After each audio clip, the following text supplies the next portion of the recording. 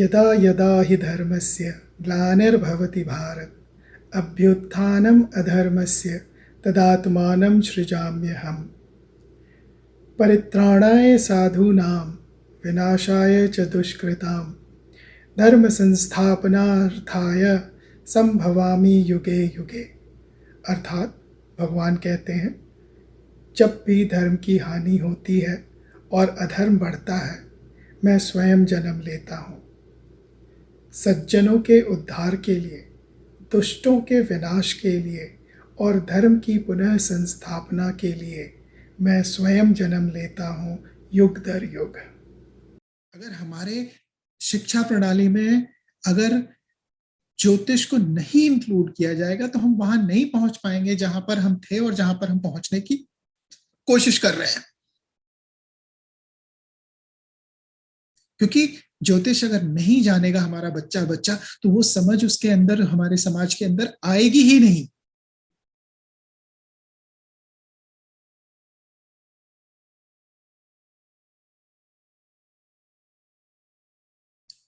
और ज्योतिष की समझ होगी तो राहु काल में चलने वाला बच्चा और बृहस्पति काल में चलने वाले बच्चे में कंपैरिजन नहीं होगा। कंपैरिजन होगा तो समझाने के लिए कि देखो राहु काल क्या करता है और बृहस्पति काल क्या करता है, और देखना इसका राहु काल इस डेट को एंड होगा और उसके बाद जब इसका बृहस्पति काल शुरू होगा तो ऑब्जर्व करना कि इसमें क्या अंतर आता है।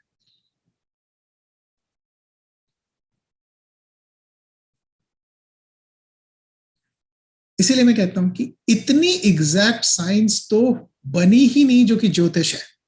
पढ़ने के बाद, जानने के बाद ये बात कह रहा हूं।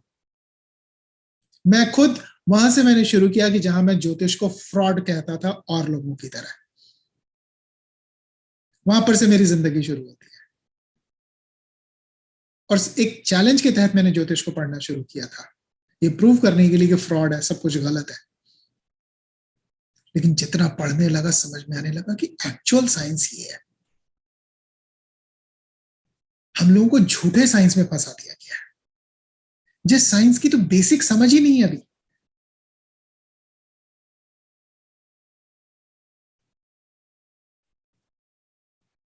ठीक है, झूठे ज्योतिषों को खड़ा करके ज्योतिष को बदनाम कर दिया गया कि देखो इनको कुछ नहीं आता है। एक मैथमेटिशियन गलत हो जाए तो उसका क्या मतलब पूरी मैथमेटिक्स गलत है?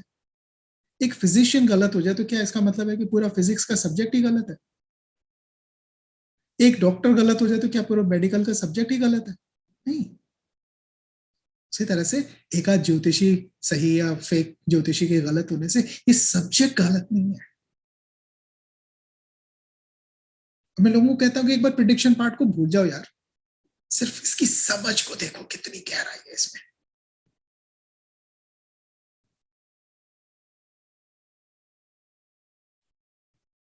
ज्योतिष की समझ सिर्फ इंसानों की समझ, इंसानों की हेल्थ की समझ और उनके लाइफ में आने वाले समय की समझ देता है।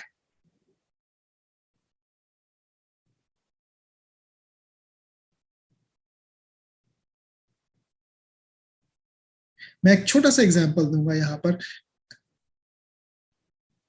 हमारे एक पाकिस्तानी मुस्लिम फ्रेंड है, 12-15 साल से उनको एंजाइटी की और पैनिक अटैक की प्रॉब्लम चल रही थी। जब भी मुझसे बात होती मैं कोशिश करता उनको समझाने की, और मैं ये समझाता कि भाई हमारे ज्योतिष में इसका उपाय है, करके देख लो। मैंने उनको एक नग पहनने की रेकमेंडेशन दी थी, पर वो मानने को राजी नहीं थे। एक तो इस्लामिक दिमाग, ठीक है, एक समाज का ये कि भाई science, so called science, science science, ठीक है, दवाइयां लेते रहे, सब कुछ करते रहे, 12-15 साल उनकी लाइफ निकल गई, ठीक नहीं हुए बल्कि बद से बदतर होते गए। थक हार के मेरी बात को टेस्ट करने के लिए राजी हो गए, और मैंने कहा कि अगर ये चीज काम नहीं करेगी तो पूरे पैसे मैं दूंगा और मैं वापस ले लूंगा आपसे। और उनके लिए वो नग लेकर के आया, बनवाया और उनको पहना दिया। और 4 हफ्ते बाद उनका फोन आया और कहते हैं कि विश्वास नहीं हो रहा है, विश्वास करना मुश्किल है कि एक पत्थर इंसान की किस्मत बदल सकता है या सिर्फ एक ये कोइंसिडेंस है। लेकिन जब से मैंने ये पहना है तब से लेकर के आज 1 महीना हो गया, 4 हफ्ते हो गए, मुझे एक सिंगल पैनिक अटैक नहीं हुआ है, जो कि मुझे हर दिन या हर दूसरे दिन जरूर होता था। और इस बात को आज 5 साल हो गए हैं और बंदा पैनिक अटैक से निकल चुका है। और इसी बंदे की एक और बात बता दूं, मुझसे मिलने आया और कहता है कि मैं अपनी बीवी को डाइवोर्स दे रहा हूं।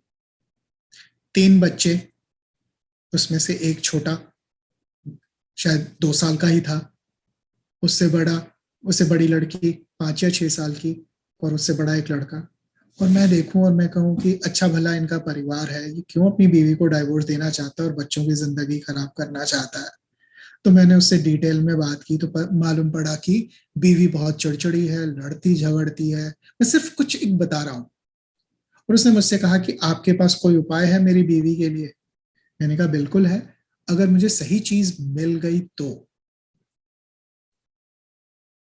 कहता है कि कैसे मिलेगी। मैंने कहा मैं मेरा 3-4 महीने बाद इंडिया जाने का प्रोग्राम था। मैंने कहा कि मैं ढूंढ लूंगा, मुझे सही चीज, सही शेप, सही कट, सही डायमेंशन में अगर मिल गई तो मैं उस नग को ले आऊंगा और अपनी बीवी को पहनाना। वो राजी हो गया और जब मैं इंडिया गया मैं उसके लिए लेकर के आया और रिंग बनवा के उनको पहना दी। 2 महीने बाद फोन आया बंदे का, कहता है ये आपने क्या किया चमत्कार। मैंने कहा क्या हुआ। कहता है हमारी तो जिंदगी हनीमून डेज में चली गई है, कि लाइफ ऐसी हो गई जैसे कि हमारी हनीमून डेज में हुआ करती थी। और मैं उसके वर्ड्स बता रहा हूँ, ये मेरे वर्ड्स नहीं है। अब बड़े सारे लोग वंडर कर रहे होंगे मेरी बीवी के लिए भी उपाय बताओ, लेकिन मैं एक बात बता रहा हूं, ये मैंने नहीं किया, ये ज्योतिष की एक सिंपल सी समझ। मैं वो फ्रॉड फेक ज्योतिष की बात नहीं कर रहा हूं, जो एक समझ रखते हैं। और मैं वही बता रहा हूं कि अपनी ज्योतिष को जो मैंने समझा है उससे मैंने उसका इलाज किया, और आज भी वो टुगेदर है। कई साल हो गए इस बात को। मैं सिर्फ एक समझ के लिए बता रहा हूं कि हमारे अपने पास इतनी सॉलिड साइंस है, इतनी अच्छी साइंस है, और हमें साइंस के नाम पर बेवकूफ बना करके एक झूठे मक्कार या लोअर लेवल की साइंस पे लेके जाया गया है, और हमारी रियल साइंस को झूठा और माइथोलॉजी और फ्रॉड बना दिया गया। कई लोग सोच रहे होंगे कि मैं ज्योतिष पे क्यों बात कर रहा हूं, क्योंकि ज्योतिष भी सनातन का पार्ट है। ज्योतिष को निकाल दो ना तो समझ आपकी 90% निकल जाती है।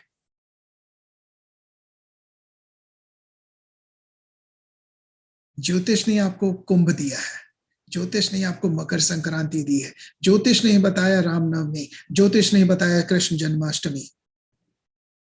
ज्योतिष को निकाल दोगे ना सारे त्योहारों को निकालना पड़ेगा, कुछ नहीं बचता है, आपका कैलेंडर भी चला जाएगा, सब कुछ चला जाता है। ज्योतिष ने आपको, जब नासा भी नहीं था, 1958 में नासा बना है, नासा के बहुत पहले से हमारे पंचांग में सारे एक्लिप्सेस बताए हुए होते थे कि लूनर एक्लिप्स कब है, सोलर एक्लिप्स कब है।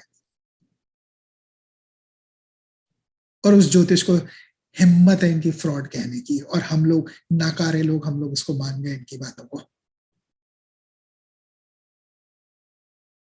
प्राउडली हमारे लोग कहते हैं हम तो नहीं विश्वास करते जी इस ज्योतिष पे, ये तो बेकार बकवास अनसाइंटिफिक फ्रॉड है। मैं जस्ट एक जनरल बात बता रहा हूं। मुझे हंसी आती है उन हंसने वालों पर कि अपने सोने की खदान को छोड़ के तुम रेत बालू मिट्टी के पीछे दौड़ रहे हो और अपने को बहुत इंटेलिजेंट समझते हो।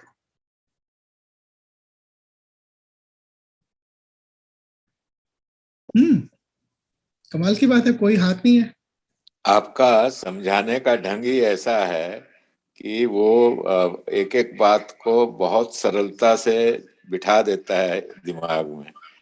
ऐसा नहीं है कि ऊपर से निकल रही है हर चीज, नहीं नहीं, बिल्कुल वो मतलब सरलता से, मतलब समझाने का एक ढंग है कि एक कन्विंसिंग मैनर में सामने वाले को कन्विंस हो जाता है और आसानी से समझ में आ जाता है। मैं तो यही कहूंगा। नहीं, ये तो सुनने वालों का गुण है, सुनने वालों की का प्यार है। मैं तो कन्विंस करने की कोशिश भी नहीं करता, मैं तो सिर्फ तथ्य सामने रखता हूँ। यहाँ पे एक छोटी सी बात और बताऊंगा। आपने बातों बातों में जिक्र किया राहु का, और मैं इस पे कुछ सवाल सोच रहा था कि लोग पूछेंगे राहु और केतु के ऊपर में सवाल, क्योंकि राहु और केतु तो कोई ग्रह तो है ही नहीं। साइंस के हिसाब से राहु और केतु तो कोई ग्रह नहीं है। मैंने इसके बारे में लोगों को समझाया है। तो राहु और केतु को समझना बहुत जरूरी है। अगर राहु और केतु को नहीं समझेंगे तो आप कंफ्यूज हो जाएंगे, कोई भी कंफ्यूज हो जाएगा। अब मैं वही लोगों से पूछता हूं कि आप ग्लोब देखेंगे, कोई भी बना हुआ ग्लोब, मार्केट से एक ग्लोब खरीद लें तो देखेंगे बीचों बीच 0 डिग्री पे इक्वेटर बना हुआ है, जो धरती को नॉर्दर्न और सदर्न हेमिस्फीयर में जोड़ता है। ठीक है, पर आप जब जाएंगे अगर वहां पर, तो आपको धरती पर कोई खिंची हुई रेखा नहीं मिलेगी कि ये इक्वेटर है। धरती ने कोई रेखा नहीं खींची हुई, आप देख नहीं सकते हैं। उसी तरह से राहु और केतु, इन दोनों को ज्योतिष पे छाया ग्रह बोला गया है, शैडो प्लैनेट, इमेजिनरी प्लैनेट। तो इनका बेसिस क्या है?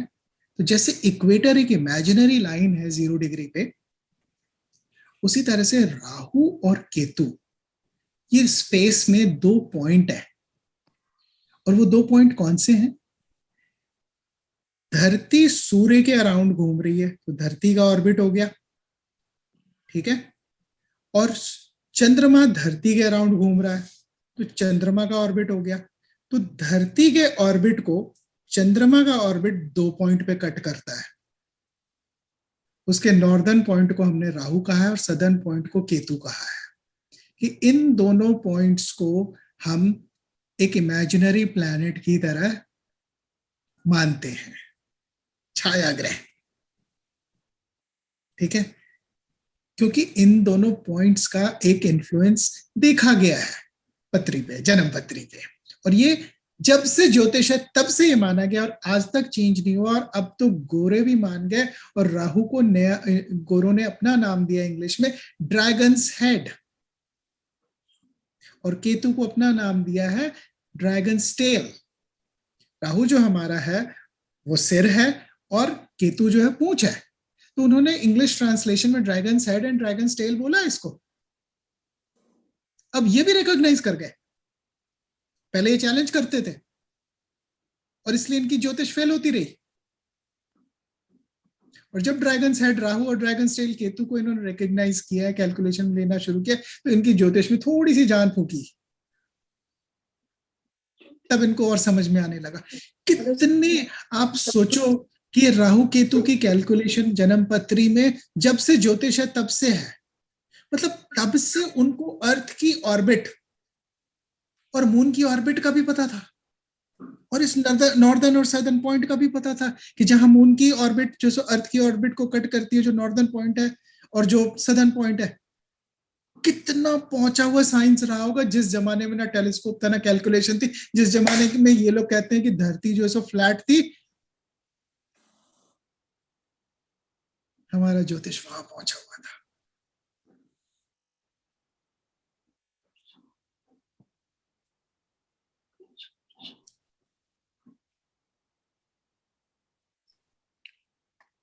इवन ये जो बोलते हैं ना कि साढ़े साती में कष्ट होते हैं और एक्सट्रीम कष्ट की लेवल पे हो जाता है, लेकिन अनुभव में ऐसा देखा गया कि आवश्यक नहीं कि हर व्यक्ति के साथ साढ़े साती में खराबी हो, और मैं हर हर वही बता व्यक्ति रहा के हूं साथ कोई कि ज्यादती कुछ ही कुछ होती। कुछ ढोंगी ज्योतिष हुए जिन्होंने की इस तरह की चीजें लिखी हैं। ये हमारे ग्रंथों में इस तरह से नहीं बताया गया है। बहुत लोगों की तो तरक्की साढ़े साती में हुई है। हाँ, तो ये जो साढ़े साती का और इसका जो चक्कर है, ये बीच के, ये इनको मैं ज्योतिषी भी नहीं कहता हूं, ये बीच में जो लालची किस्म के लोग, उन्होंने हर चीज शनि पे ब्लेम करनी है कि किसी की भी लाइफ में कुछ भी हो रहा है शनि की वजह से है, शनि खराब है। और अपना पैसा बनाने का उनका तरीका है। कईयों के लिए शनि तो बहुत अच्छा होता है, देने वाला होता है। साढ़े साथी में या शनि की दशा में, अंतरदशा में बहुत तरक्की करते हैं। मेरे जानने में कई लोग, बृहस्पति की दशा ने इतना तोड़ा बंदे को कि क्वालिफाइड होने के बाद भी डेली वेजेस की नौकरी करता था। और मैंने उसको बोल रखा था तेरा शनि आएगा और तेरे को बिल्कुल ठीक कर देगा। और शनि आया और अच्छी जॉब लगी, और उसके बाद 2 साल के बाद और तरक्की, तो 3 साल के बाद और तरक्की। मैं उसको बोल रखा था कि शनि आएगा, शनि, और शनि के बाद में बुध, 19 साल शनि की दशा, 17 साल बुध की दशा, 36 साल का राजयोग है। और राजयोग में चल रहा है बंदा, मैं नाम नहीं लूंगा लेकिन मैं बता रहा हूं। तो कुछ ऐसे बेवकूफ लोगों ने आकर के ज्योतिष को बदनाम किया कि उनके हिसाब से बृहस्पति बहुत अच्छा है, सबके लिए बहुत अच्छा है, और शनि खराब है, सबके लिए खराब है। उस बंदे को तोड़ा ही बृहस्पति ने, क्योंकि उसकी पत्री में बृहस्पति उसके मार्केश है और शनि उसका देने वाला है। तो जब शनि का टाइम आया, उसका सब कुछ चल पड़ा। और 19 साल का शनि और 17 साल का बुध, 36 साल का राजयोग है बंदे के लाइफ में। ठीक है, राजयोग में भी उतार चढ़ाव आएंगे, लेकिन है राजयोग।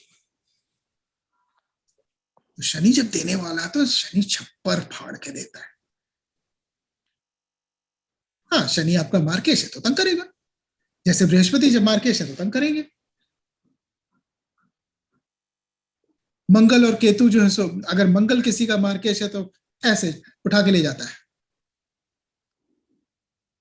मंगल एक्सीडेंट से लेके जाता है। शनि मार्केश है तो बेड पे लिटा करके लंबी बीमारी दे के ले जाएगा। सबकी अपनी अपनी कैरेक्टर है। Mangal heart failure, heart attack, accident, ऐसे ले जाता है स्विफ्ट टनक। जब आपका मार्केश है, देने वाला है तो आपको खूब दौलत देगा। शनि आपको लिटा के लेके जाएगा, लंबा तड़ पाएगा। वो शनि का तरीका है। जस्ट एक समझ के लिए बता रहा। मंगल के काल में सर्टेन तरह की बीमारी होगी, राहु के काल में सर्टेन तरह की बीमारी होगी, शनि के दशा में सर्टेन तरह की बीमारी होगी। ठीक है, मतलब उसका चांस ज्यादा रहेगा सर्टेन तरह की बीमारी का। उसी तरह से हर शुक्र की दशा में एक सर्टेन बीमारी की तरह का चांस ज्यादा रहेगा। तो इसीलिए मैं कहता हूं कि ज्योतिष की समझ इतनी गहराई वाली और इतनी अच्छी समझ है। तो हमसे संस्कृत छीना गया, हमसे ज्योतिष छीना गया, हमसे आयुर्वेद छीना गया, हमसे हमारी सारी चीज छीन ली गई, और हमें इसके बारे में नेगेटिव बता करके हमें उल्टा बता दिया। हम इन चीजों से नफरत करने लगे, हम इन चीजों को गलत और फ्रॉड समझने लगे। आयुर्वेद की बात आते ही लोग कहेंगे नीम हकीम, खतरे जान, मतलब एक ये धारणा फैलाई गई। तो सनातन का जो बेसिस था, उस बेसिस पे अटैक किया गया।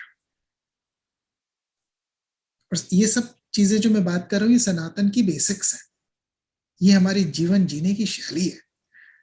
और हम, जिसका हमारा पंचांग जो कभी फेल नहीं हुआ, जो हमारे त्योहार जो कि कभी फेल नहीं हुए, हमें अनसाइंटिफिक करार दिया गया। मेरे घर में ज्योतिष के ऊपर हंसा जाता था। हम उस माहौल में बड़े हुए कि ज्योतिष के ऊपर हंसते थे लोग, अरे ज्योतिष में कोई दम होता तो सारे लोग ठीक हो जाते ज्योतिषी के पास जाके, किसी को लाइफ में कभी कोई प्रॉब्लम ही नहीं होती। कैसी कैसी लॉजिक देते थे लोग। मैं सिर्फ समझ के लिए सारी बातें कर रहा हूँ, और मैं एक समझ पैदा कर रहा हूँ कि आप कहीं भी बैठे हुए, कहीं भी बातचीत करोगे तो ये समझ को, इस समझ को फैलाओगे, आप बताओगे लोगों को। अब कोई आपके सामने हल्की फुल्की बात करके निकल नहीं सकता है।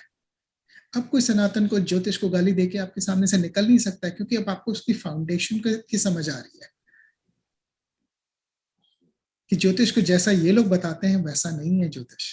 ज्योतिष वो नहीं है जो ये हमें बताने की कोशिश कर रहे हैं, क्योंकि ये हमसे कुछ छिपा रहे हैं, हमको किसी चीज से दूर कर रहे हैं। और कोई सवाल नहीं देख रहा हूं मैं, तो आज का सेशन यहाँ पे हम लोग रोकते हैं। आप लोगों को हमारा ये चैनल पसंद आ रहा है तो प्लीज़ कमेंट करके हमें बताएं। अगर किसी खास विषय पर वीडियो देखना चाहते हैं तो वो भी कमेंट सेक्शन में लिखकर हमें बताएं। हमारा उद्देश्य सनातन धर्म की परंपराओं, सनातन धर्म के रीति रिवाज, सनातन धर्म की गहराइयों को समझना और समझाना है। हमारे इस उद्देश्य में आप भी हमारी मदद कर सकते हैं, हमारे वीडियोस को लाइक करके, हमारे चैनल को सब्सक्राइब करके और अपने परिवार और मित्रजनों में शेयर करके। धन्यवाद।